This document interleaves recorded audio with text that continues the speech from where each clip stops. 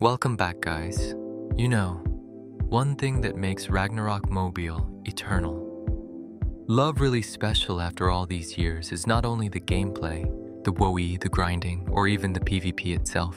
It's the people. Because along the way while playing this game, sooner or later, you will meet someone that will either become your close friend or become your greatest enemy, depending on how fate decides your first meeting. And today, this video is a tribute to one of the most memorable and notorious players I've ever met in ROM, the one and only, the dog lover himself, Tuan Duy, or as many people knew him, the Dogmaster Divine Avenger. Now old ROM players probably already know exactly who I'm talking about. His story started around 4 or 5 years ago. At that time, most PvP rooms were already fully packed.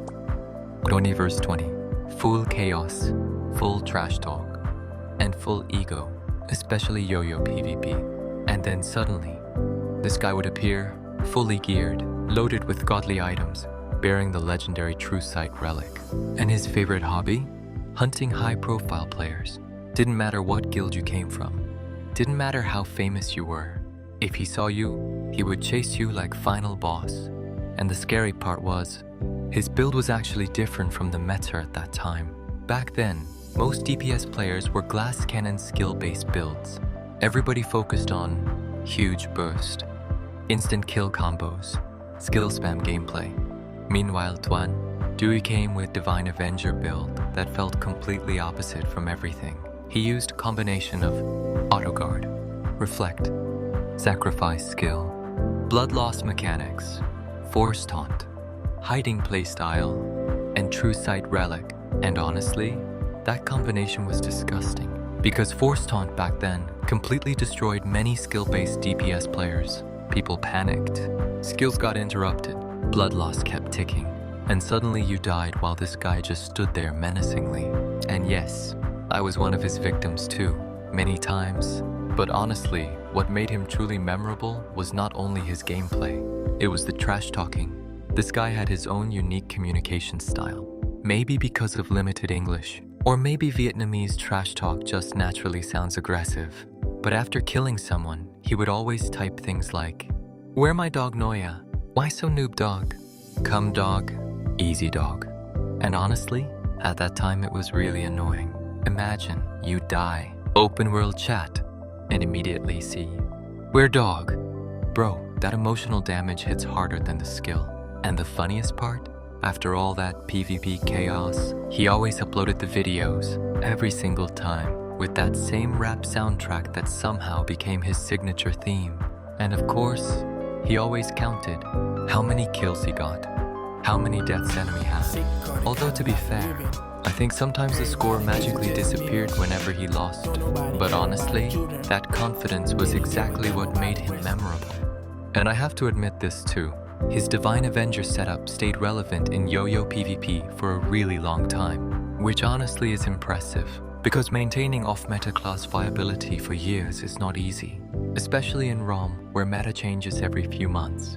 Of course he had godly gears, heavy potion usage, high resistance of crowd control. The way he optimized the class was genuinely interesting, and his constant poking, trash talking, appearing randomly, creating chaos everywhere, made him one of the most iconic PvP personalities in ROM for me. Now sadly, as time moved forward, ROM also changed. Hero classes started arriving: Thanatos, Rathgraisi, Valkyrie, and many others. And little by little, Divine Avenger started falling behind. Thanatos back then was extremely oppressive. Force sleep, buff removal, absurd burst. Meanwhile, Rathgraisi had auto guard passive, anti-death passive, absurd survivability. Slowly, the old Divine Avenger playstyle couldn't keep up anymore. I think my last memory fighting him was during one 12v12 competition. At that time I was using Thanatos, and honestly the matchup already felt completely different. The old monster that used to terrorize YoYo PvP was no longer dominating the battlefield the same way, and after that, he faded away. Not instantly, not dramatically, just little by little. But I don't think losing was the reason. I don't think a guy like Tuan Duy cared that much about losing. Maybe life happened. Maybe personal reasons. Maybe he simply moved on. I never really knew until today. But strangely enough, even until now, his name still sometimes appears during conversations with old friends and guildmates. And it's funny, right? After someone retires from a game, sometimes the community still remembers them for years. The chaos and rivalry, the trash talk and memories, even though he was annoying, even though he was toxic, and although maybe not as toxic as myself. I genuinely enjoyed the moments we had in PvP, because whenever Tuan Duy appeared in YoYo, you already knew, and the room would become alive. Full room, full chaos, and this is the real beauty of Old ROM. Not perfect balance, not perfect gameplay, but the unforgettable people we met along the journey. So the reason I made this video today, part of it is a tribute to Tuan Duy and all Vietnamese players that became part of my ROM memories. Thank you for the rivalry, the fights, the chaos and the memories all these years. And another part of this video is simply this: no matter what happened in the past, no matter how much trash talk happened, dear Tuan Duy, if someday we ever meet again in real life, I honestly think we would probably just laugh together about all those stupid moments.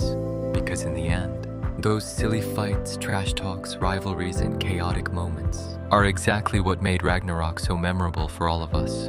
So thank you, Tuan Duy. Hope someday we meet again.